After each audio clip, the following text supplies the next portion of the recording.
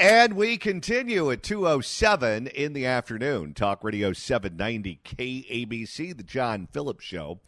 Broadcasting live from the Morongo Casino Resort and Spa Living Room Studios.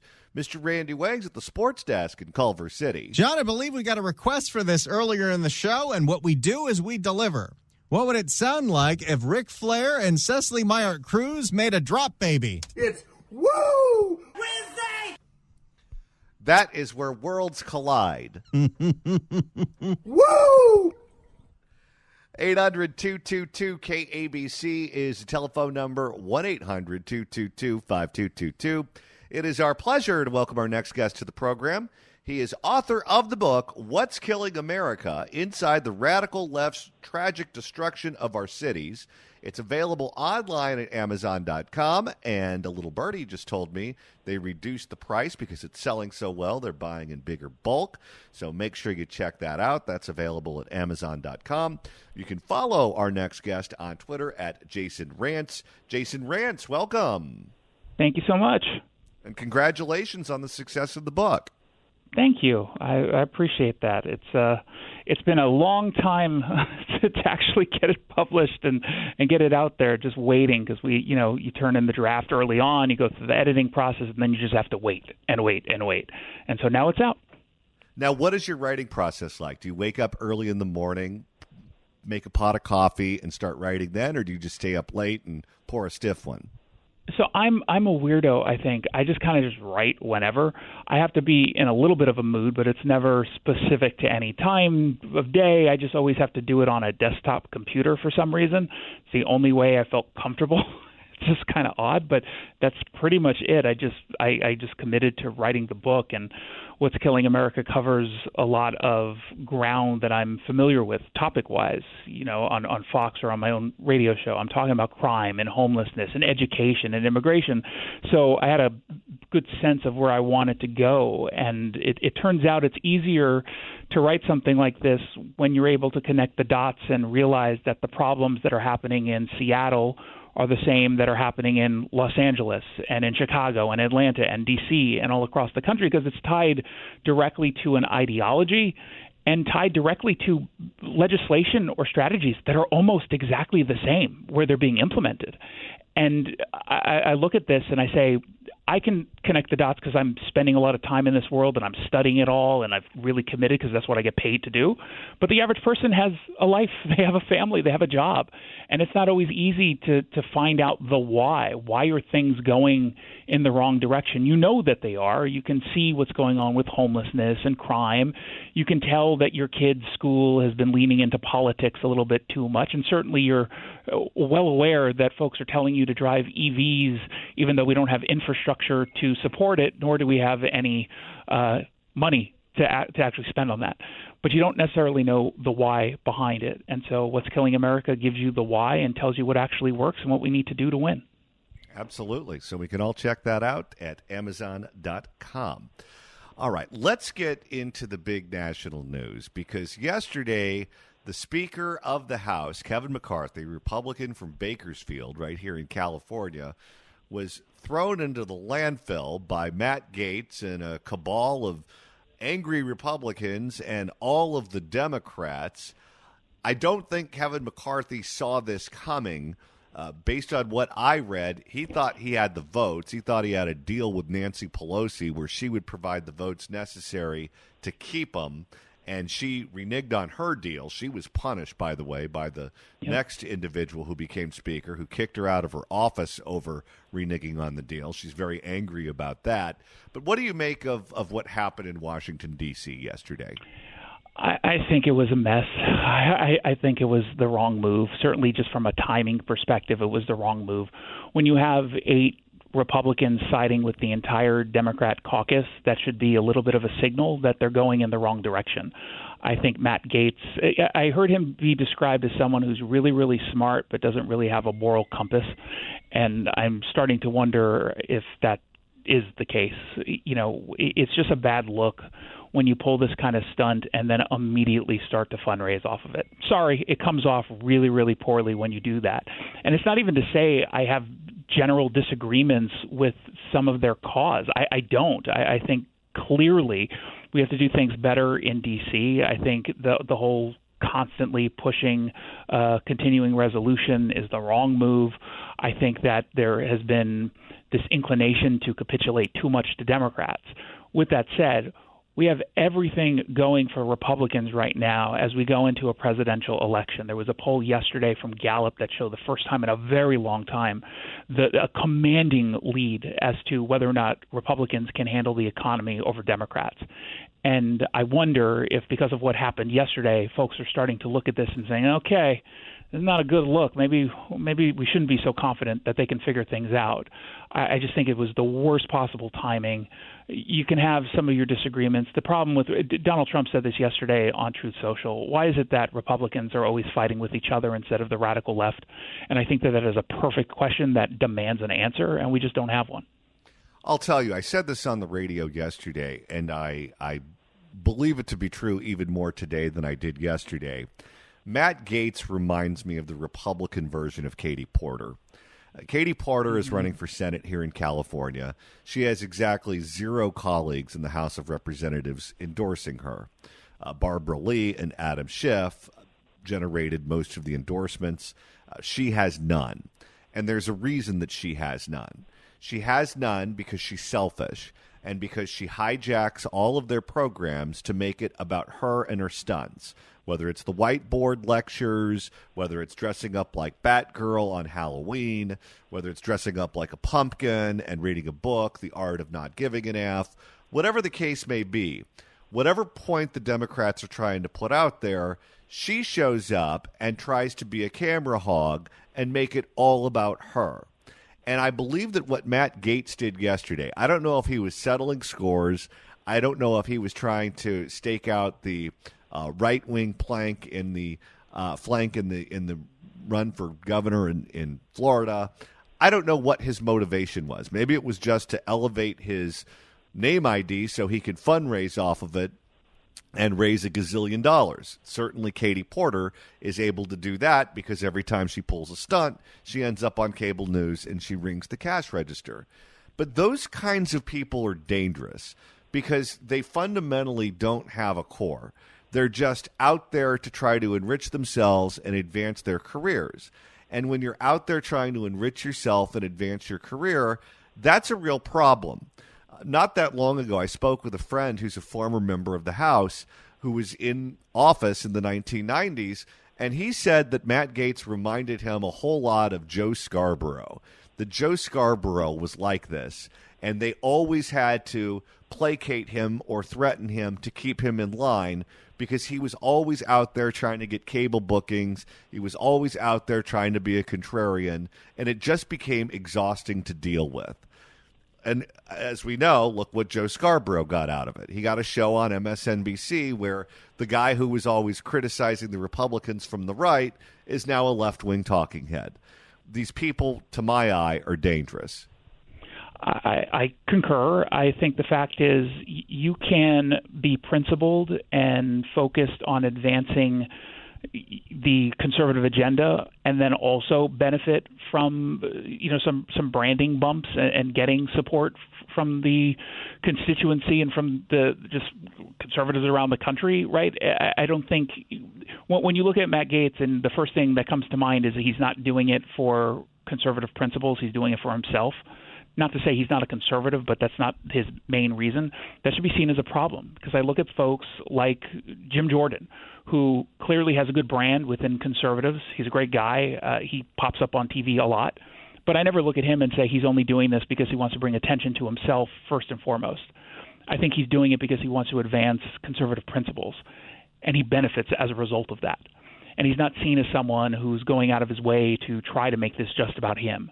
And I think that that's an important distinction to make when talking about even some of the others within the 8. I look at someone like Andy Biggs. I just got off the phone with him for my radio show. I like him. We happen to disagree strongly on this particular issue. He's the congressman from Arizona. But I never look at that and say, well, Andy's doing it because he just wants more branding. He wants to raise some more money. But I do get that feeling with Matt Gaetz. Yeah, and I'll tell you that when all of that played out on television yesterday, if anything, it benefited congressional Democrats because congressional Republicans look like they're not capable of governing. And that is the takeaway of what happened. They look like a bunch of amateurs. It looked like a clown show. And now a bunch of them are throwing their hat in the ring trying to be the next Speaker of the House, including Jim Jordan and Steve Scalise out of Louisiana. And there's also some chatter that former President Donald Trump could be nominated to be the next Speaker of the House. You, of course, don't have to be a member of the House to be Speaker of the House. What do you make of all of that? That would be the biggest unforced error in the history of unforced errors for someone to legitimately nominate him. And I'm glad that he hasn't really taken the bait, according to some of the reporting. He says, I guess if I have to for the short term, fine, but he's not going to jump into that. He's running for president.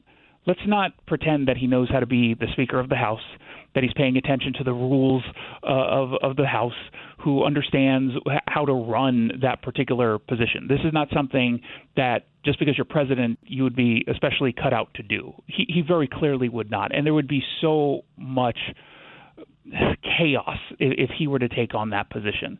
He should be president. End of story. He should focus on that. And I'm worried that folks like Marjorie Taylor Greene are going to come out there because she's already tweeted that the only person I will support for this is Donald Trump. And she lists all these reasons. He'll end the war in Ukraine. He'll get all these things under control. That's not what the House Speaker does. The House Speaker is not going to end the war in Ukraine. It's going to take a lot more than the House Speaker. You're going to actually need to be in the presidency. And if you're not in the White House, you're not going to have that kind of power. And so maybe we should be focusing on making sure that he is in the strongest position, assuming he's going to be the candidate, and I'm presuming he will be, making sure he's in the strongest position to actually beat Joe Biden.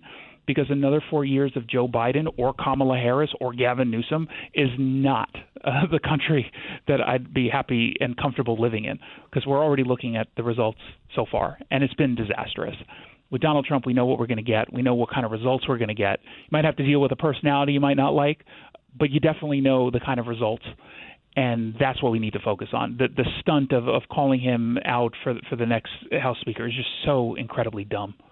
Well, if you're him, why would you even want to do that? Because I don't think you can be the current serving House Speaker and a candidate for president traveling all around the country, going from state to state when there are votes that are taking place, the House is in session, there's something going on in Washington, D.C., where the Speaker of the House needs to attend the function or needs to be there to preside over a meeting, whatever the case may be.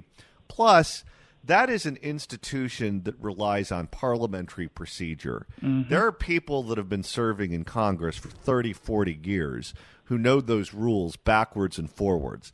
He's never served in the House of Representatives. He doesn't know the rules. If he's the Speaker of the House, someone like Nancy Pelosi is going to play him day in and day out, and that's not a good look if you're running for president. Exactly. You don't want to be owned by Nancy Pelosi. It's silly. And look, I know there's some people who can't stand any criticism of Donald Trump. This is not a criticism of him. I don't even think he would disagree with what you just said, the observations. He just doesn't know what he doesn't know, and that's okay. I don't know how to be Speaker of the House. It's okay to acknowledge that. The focus needs to be on his presidential campaign. He obviously cannot do both at the same time. There's no doubt about that. And if you're truly a Donald Trump fan, you would want him to stay completely out of this mess. You don't want him to be tied to the chaos that's going on, and you want him on the campaign trail instead of giving an in to one of his opponents to actually gain some traction on him. What do you make of Kevin McCarthy cutting a deal with Nancy Pelosi for votes that she reneged on and then ended up being punished and having her office keys taken away from her the next day when she didn't follow through with her promise? Yeah. He's a sap for thinking that she would. I get that behind the scenes versus out in public, there are different relationships. But I would never, in this day, in 2023, I would never trust the Democrats to live up to an agreement like that, especially one that would create an off-ramp, I guess, for Republicans, make them look good. You want the chaos if you're a Democrat. That's why they voted the way that they did. They wanted to create this chaos because they know that they're struggling in the general. They know that they're struggling in the eyes of the American public. And so it was to their benefit. Of course they were going to do what was first and foremost best for them. If they didn't think that, they would have ended up helping him, but they knew. Now, the punishment for her, love it. Well-deserved. It should be more than this. I hope she's on the top floor in the corner office that used to be a closet. Here's some breaking news from CNN. Kevin McCarthy was behind interim Speaker Patrick McHenry's move to kick former House Speaker Nancy Pelosi and former Majority Leader Steny Hoyer out of their office spaces, two Republican sources have told Jamie Gangel from CNN. Well, and it makes sense because that's where the outgoing speaker would be. That's why Nancy Pelosi is there. And I think one of the quotes in here was, this is they wanted this, so that's what they got. That this office belongs to the outgoing speaker.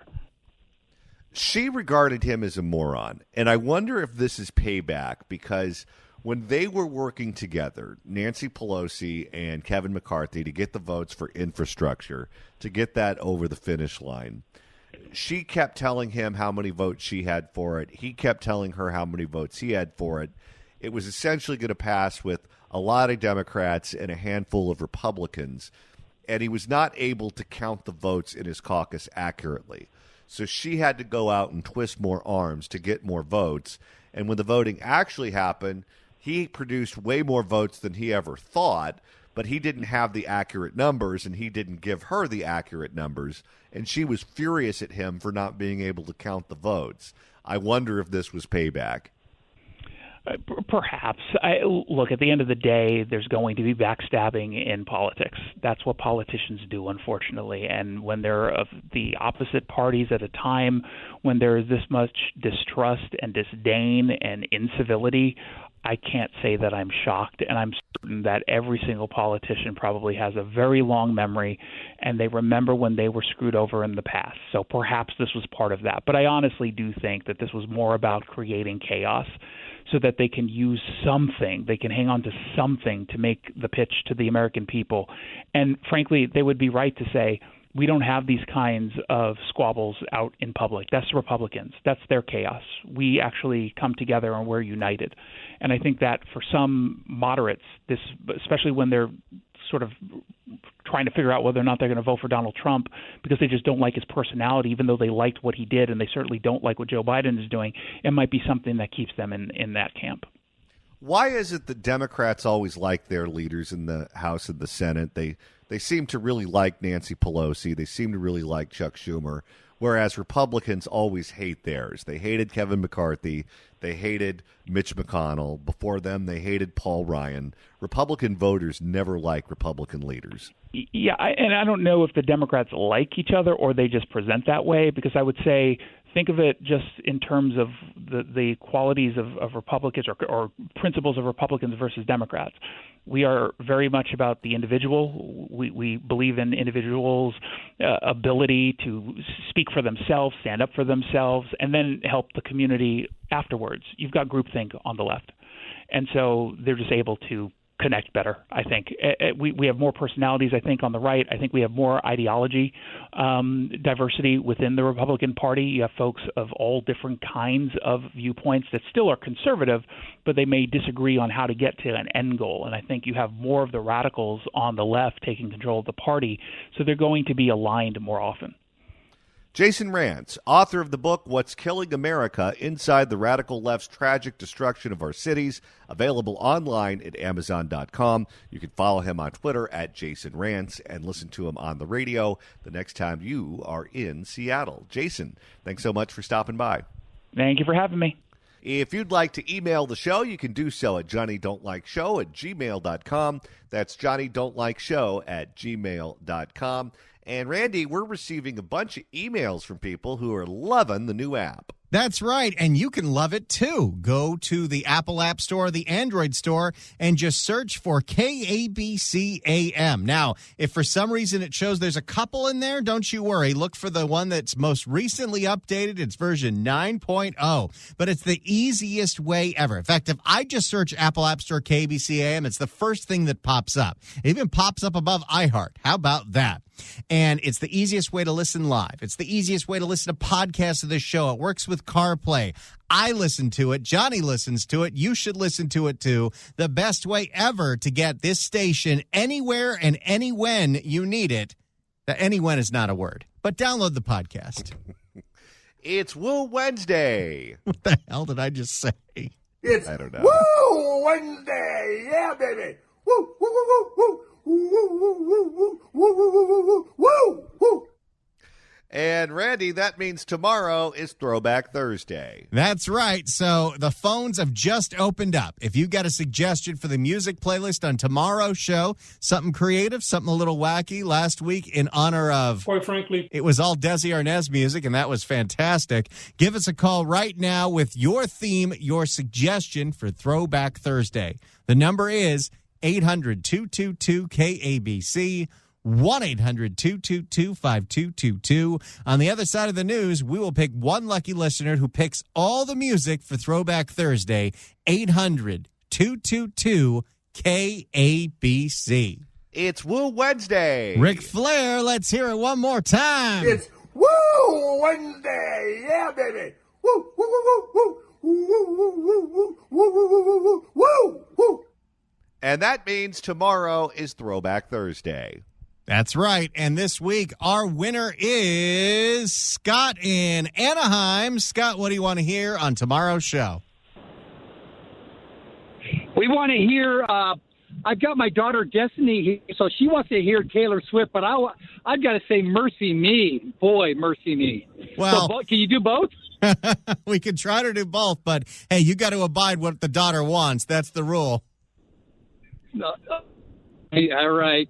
Thanks so much for the suggestion, Scott. Taylor Swift. But you know what, John? This could work out great for us because just the fact that Taylor Swift is at a football game means that Sunday Night Football has the biggest ratings they've ever had in years. We announced that we're playing Taylor Swift songs. We're going to be number one in the market. Oh, the Swifties. That is a growing movement out there. That's right. When I first heard that term used, I was thinking about John Kerry because remember they said he got Swift-boated? That's right. Got that Purple Heart. I was listening to a conversation about the Swifties, and I thought it was about politicians from back then. And it wasn't until the end of the conversation that I realized they were talking about Taylor Swift's fan base.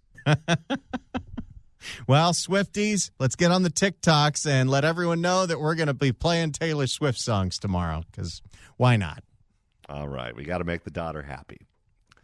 Okay, let's go back to George Gascon's sit-down with Fox 11's Alex Michelson. And when we last left, we were going to talk to George Gascon about smash and grabs. Because you know there's people that see the images of the smash and grabs. I'm going to send Alex some tea. And honey. The guy's been working his ass off this week. Because you know there's people that see the images of the smash and grabs, and they're afraid that the people will get cited, released, and go do it again somewhere else. And I'm so glad that you brought this, Alec, because... It's Alex, but whatever. He called him Alec, like he's Alec Baldwin. So glad that you brought this, Alec, because... What a rude, thoughtless little pig. Because... smash and grab do not fall in this category, right? Smash and grabs are violent crimes. They're generally going to be robberies. Unless you're not charging them as robberies, which you've already done with several of these. That's his whole M.O. We're charging conspiracy for those cases. So those cases are going to go through a magistrate review, and, they're going to have other conditions, or they're going to be detained, and under the current system, there will be monetary bail set for them. So it's important that we know that when we're talking about the smash and grab or organized retail theft, those are by and large violent crimes. They will be outside of this robbery. Unless you assume that they're not violent crimes, which is what he's been doing, including where someone was on camera pointing to a gun, and George Gascon said, no, we didn't notice that.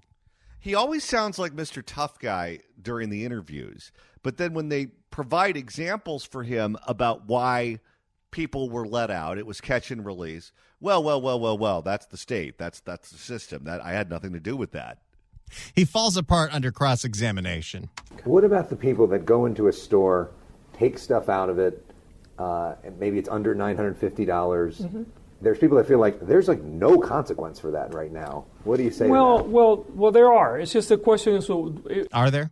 No, there's not. What do you say to that? Well, there are. It's just a question. So if we collectively do our work, number one, anything under $950 is a misdemeanor. So you can still you can still be sentenced and go to jail for 6 months or have to pay $1,000. Number one. Number two, if you commit multiple thefts of under $950 that are all in concert, meaning that they are the same people, the same way of operating within close proximity to time, meaning within a day or two, we can aggregate those things and actually create a whole different structure.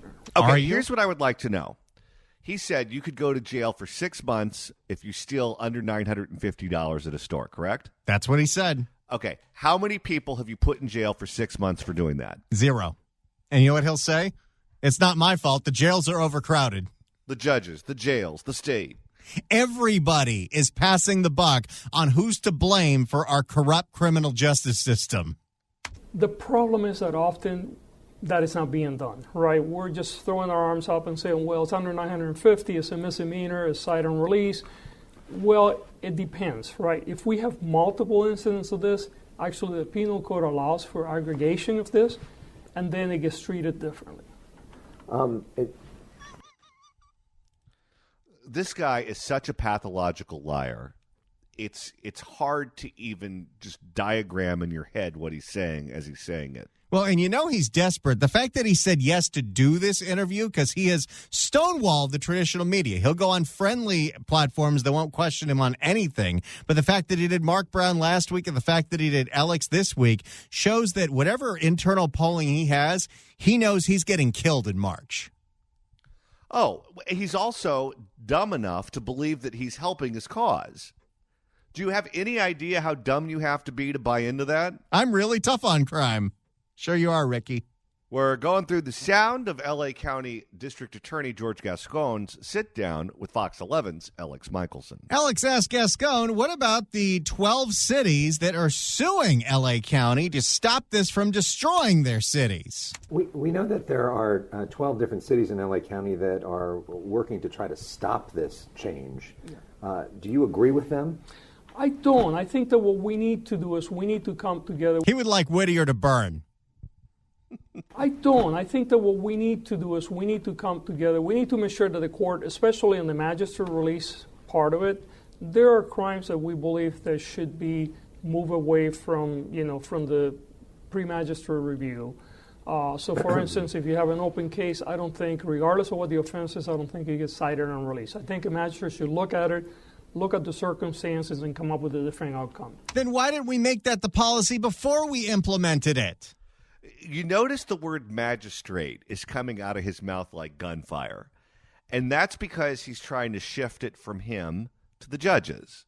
If we just had more judges, you would understand that my policies are actually fantastic. I think that if you were involved in a residential burglary, which right now is being deemed as one of those book and release, I believe that a residential burglary is a violent crime. And I believe you didn't when you authored Prop 47.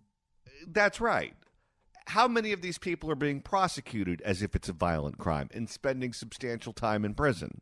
And I believe that you should be. We completely changed the definition of what a violent crime is, including domestic violence.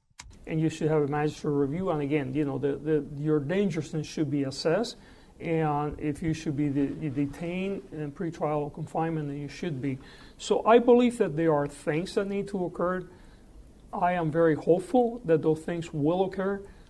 I think that fighting this and saying we want to get rid of it altogether and go back to the way the system was before, it flies in the face of reality that the old system wasn't working. Look, under the current system... Okay, so that's the truth. What he's saying is catching people like we did in the 90s under 3 strikes and you're out and and sentencing guidelines and those sorts of things, gun enhancements, that kept criminals in prison for a long time. And from his point of view, that didn't work because the criminals are the victims, and we were punishing the victims. So we can't go back and do that. Look, under the current system before this order by the court, in LA County, and for many years now, if you had a bill of under $50,000, you were being released immediately because there's no jail space, right? It's everybody but him. And he riveted again. If you're convicted of a crime where you're doing your time in a county jail, you're doing about 10% of your time as opposed to doing most of your time. It seems like the answer to every single one of these problems is to build another freaking jail, but we're doing the opposite. It sounds like this guy has some splaining to do.